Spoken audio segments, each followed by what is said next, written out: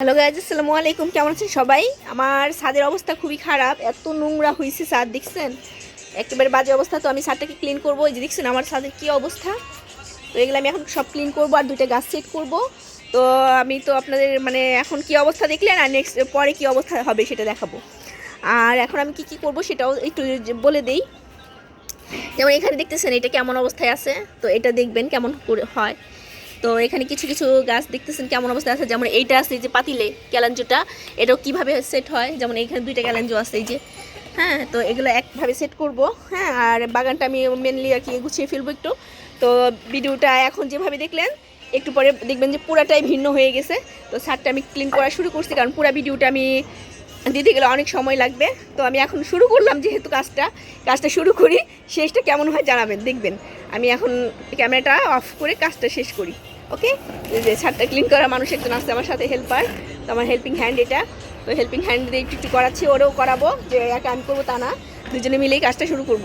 তো রান্নাবান্না প্রায় শেষ করে দিয়ে এই যে চলে আসলাম। 1 ঘন্টা টাইমের মধ্যে আমার এই কাজটা করতে হবে। তো 1 ঘন্টা টাইমের মধ্যে আমি দেখি যতটুকু পারি, সাথে থাকেন। ছাদ কিছুটা ডান হয়েছে গাছ লাগানোর। এই যে গাছ অনেকগুলো রিপোর্ট করছি, হ্যাঁ দেখতেছেন, আমি দেখাবো একটা একটা করে। আর এই যে দেখছেন কীভাবে ক্লিন করলাম, পুরো ছাদটা এরকম ছিল। তো এই যে এখানে কিছু গুছিয়ে রাখছি এইভাবে, যে কয়লা টয়লা সব পরিষ্কার হয়েছে, হ্যাঁ। আর যে কিছু গাছ এদিক দিয়ে সেট করছি, আবার ওই জায়গাটা ক্লিন করলাম। এখন কিছু গাছ রিপোর্ট করা হয় নাই, সেগুলো যে পাশে ছিল ওই পাশেই রাখবো, কারণ আমার চিহ্ন যেগুলো সেট করা হয় নাই ও পাশেই রাখবো। আর যে পাশটায় যে এগুলো রাখছি, এগুলো আমি একটু একটু করে দেখাই কী কী করলাম। এই যে এনজয় পথসটা পানিতে ভরে গেছে। এই যে এনজয় পথসটা এখান থেকে নিয়ে গেছি। এর আগে যারা দেখছেন এখানে 4টা ছিল, সেই 4টা থেকে 2টা নিয়ে শিফট করছি। এই যে একটা এটার মধ্যে দিয়েছি আর একটা এটার মধ্যে দিয়েছি, হ্যাঁ। আর এগুলো তো আগে ছিল, ওগুলাই করিনি। আর এই যে ধনিয়া পাতা ছিল একটা গাছে, সেটা যে সেট করছে, মানে অ্যালোভেরা যে দেখছিলেন অনেকগুলো ছিল অ্যালোভেরা, অনেক ভিডিও দেখলে, আমার আগের ভিডিও দেখলে বুঝতে পারবেন, সেখান থেকে নিয়ে এখানে আমি সেট করছি। আর ওই যে ক্যালাঞ্জোটা দেখাইলাম, এই ক্যালাঞ্জো পুরোটা এটা দিয়ে দিছি। আর দইয়ের টোপা যতগুলো বাদ ছিল, দইয়ের পাতিলগুলো, সেটার মধ্যে একটার মধ্যে ধনিয়া পাতা লাগাই দিলাম, একটার মধ্যে যে থাই লেমন গ্রাস আর কি, এটার মধ্যে যে এইটা ছোট্ট একটা এসে ছিল, সিম্বোনিয়ামটা, এটা দিয়ে দিলাম। এটা লাল হয়ে গেছে, কিছুদিন পরে দেখবেন সবুজ হয়ে যাবে, কারণ পুষ্টি ছিল না। তারপরে মানি প্ল্যান্ট এগুলো সেট করি নাই। তারপরে রেন লিলি অনেকগুলো হয়েছিল, ওগুলো আমি উঠিয়ে কিছু সেট করছি, কিছু ফেলে দিছি, হ্যাঁ। যেমন এই যে ধনিয়া পাতাটা, এটা আমি কালকে পুরাটা নিয়ে খেয়ে ফেলবো ভর্তা বানিয়ে, তাহলে মনে করেন আবার নতুন করে গজাবে। তারপরে যে স্পাইডার প্ল্যান্টটা আমি পুরাটা মাটি ফেলে দিয়ে নতুন করে সেট করে দিছি। তারপরে এই যে জবাগুলো একটু কিছুদিন আগে হলুদ ছিল, নিড়ে একটু সার দিয়ে দিছি। সার মানে ওই যে আমার যে জব সারটা বানাই আমি, সবজির খোসাটা, পাতাটা গ্রিন হয়ে গেছে। যে 2টা পাতাই দেখছেন কেমন গ্রিন হয়ে গেছে, আমার আগের ভিডিওগুলো দেখলে দেখবেন হলুদ হলুদ। তো এই যে অনেক কিছু পাতাটা হলুদ হয়ে যাচ্ছিলো। তো আমি এই যে নেক্সট যেদিন আবার এই টবগুলো গুছাবো, এই বেলি গাছটা ফেলে দিব, কারণ এই বেলি গাছে ফুল ধরতেছে না, গাছটা একটা রুক্ষ হয়ে গেছে। তো অন্য গাছ লাগাবো এই টবগুলোতে। এখন এই যে আপাতত এই অবস্থা, অনেক খাটনি গেল, হ্যাঁ, অনেক ধকল গেল, হ্যাঁ। মানে ছাদটা যে অবস্থায় ছিল স্টিম লেভেলের নোংরা ছিল, তো সেখান থেকে এই পজিশনে আসাটা কিন্তু এখন কিন্তু গাছগুলো দেখলে অন্যরকম একটা সুন্দর আসতেছে না, অন্যরকম সুন্দর লাগতেছে। আর এই যে মানি প্ল্যান্টগুলোও বলি ক্যাকটাসগুলা, এই যে ক্যাকটাসটা দেখছেন কত সুন্দর হয়ে গেছে। এইদিকে আমি এগুলো পুরাটাই একটা একটা করে যার যার জায়গাটায়, মানে কিন্তু অনেকগুলো একসাথে সেট করছিলাম। পরে আমি নেক্সট টাইম আর কি যেগুলো করবো, ছোটো ছোটো টবের মধ্যেই একটাই করে সেট করব, হ্যাঁ। এই যে এগুলো তখন আপাতত রাখছিলাম। তো এই যে এইদিকে এইভাবে দিলাম, দেখতে ভালো লাগতেছে না?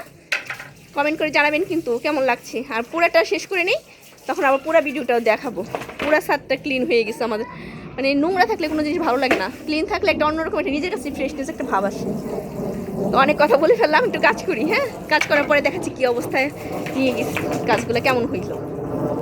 গাইস অবশিষ্ট যেটুকু দেখাইছিলাম, যে এই কয়টা দেখছেন, এই শাড়ি কয়টা আমার রিপোর্ট করা হয় নাই, এর জন্য এদিকে রাখছি। আমার গাছ কিন্তু কম না, অনেক গাছ দেখা যায় কি, যে আমি আজকে অনেক টায়ার্ড হয়ে গেছি এই কয়টা সাথে সাথে। আর যে উপরে কয়েকটা রাখছি ওই কয়টা রিপোর্ট করা হয় নাই।